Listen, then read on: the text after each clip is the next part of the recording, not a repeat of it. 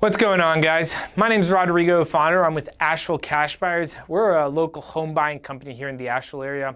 We buy in Henderson County, Buncombe County, and Haywood County. Today, wanted to talk about what it's like to sell a house when you're on a community well.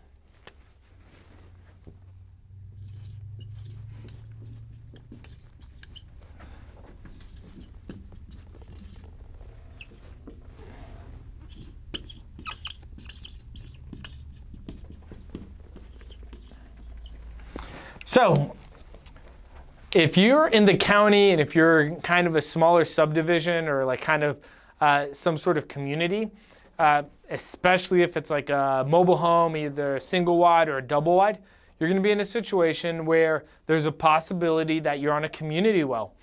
Sometimes, depending how long you've lived there, you may or may not even know that you're on a community well, which is a little crazy, but it's not uncommon or unheard of.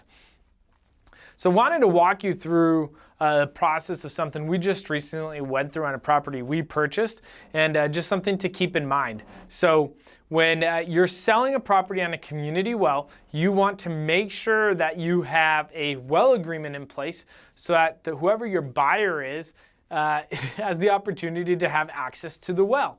So what does that mean? We want to talk about this.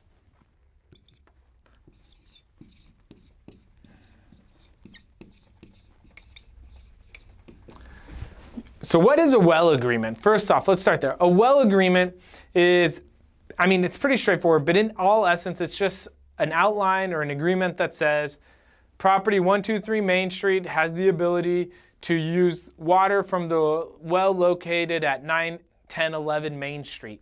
It's just an agreement that dictates how much water or how often or for how long the property that gets access to the well can use the property. Some well agreements have restrictions as far as years or when there's a deed transfer. So if the person sells the property, the well agreement can expire. Some of them have no restrictions at all and they transfer with the deed. Also, you can have a well agreement that has a monthly cost, like a water bill. The one we most recently did was $30 a month. Oftentimes, that well agreement covers the cost of the electricity for the well pump and just general maintenance.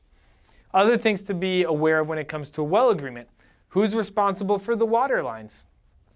Who's responsible for digging them up and fixing them if something's wrong? If the water line is on somebody else's property, but I am the one who's receiving benefit from that well, am I responsible or is the other party responsible?